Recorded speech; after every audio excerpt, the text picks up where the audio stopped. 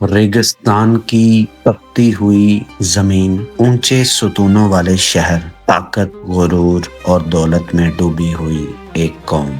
ये वो दुनिया थी जहां हजरत हूद अलैहिस्सलाम खड़े हुए, एक ऐसे नबी जिनकी आवाज गूंज रही थी, लहजा मजबूत था और पैगाम सीधा दिल को चीर देने वाला था। हजरत हूद अलैहिस्सलाम को अल्लाह ताला ने कौम आद की तरफ भेजा। ये कौम आज के जनूबी अरब, यमन, अमान और हजमूत के इलाकों में आबाद थी। कुरान मजीद इन्हें गैर मामूली ताकत वाली कौम करार देता है। इनके कद लंबे, जिस्म मजबूत थे और वो ऐसे महल्लात बनाते थे जिनको देखकर इंसान हैरान रह जाता था। सुतूनों वाले शहर जिनकी मिसाल दुनिया में नहीं मिलती थी, वो कहते थे हमसे ज्यादा ताकतवर कौन है। यही गुरूर उनकी हलाकत बना। हजरत हूद अलैहिस्सलाम इसी कौम के फर्द थे, ना बाहर से आए ना अजनबी थे। उनकी जुबान, उनका लहजा सब कौम जैसा था। वो कदीम अरबी जुबान बोलते थे।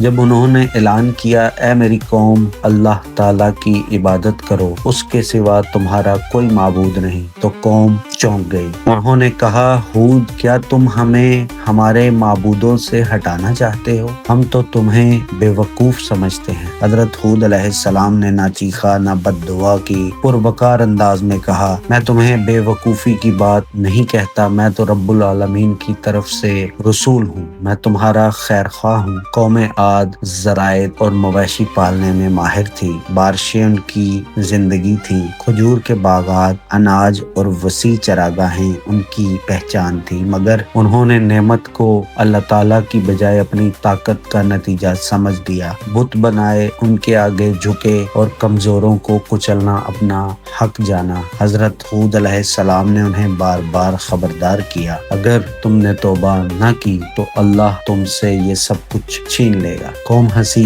कहा, हम पर अजाब लाओ अगर सच्चे हो। फिर निशानियां शुरू हुई। बारिश रुक गई, जमीन सूखने लगी, फसलें जलने लगी। ये अजाब पहले कहत की सूरत में आया, फिर खौफ, फिर इंतजार। कौम ने समझा शायद कोई बादल रहमत लेकर आ रहा है। अचानक उफक पर एक सया बादल नमूदार हुआ। सब खुश हो गए, कहा, ये तो बारिश का बादल है। हजरत हूद अलैहिस्सलाम बोले, नहीं, ये वो अजाब है जिसकी तुम जल्दी मचा रहे थे। फिर हवा चलना शुरू हुई। आम हवा नहीं थी। कुरान कहता है कि ये सरसराती, चीखती हुई, इंतहाई सर्द आंधी थी। 7 रातें और 8 दिन लोग खड़े के खड़े गिरते रहे। ऐसे लगता था जैसे खजूर के तने जमीन पर बिखर गए हों। महल्लात, सुतून, ताकत, गुरूर सब मिट्टी हो गया। सिर्फ वो बचे जो ईमान लाए थे। हजरत हूद अलैहिस्सलाम और उनके साथी महफूज रहे। कौम आद तारीख बन गई। उनके शहर रेत के नीचे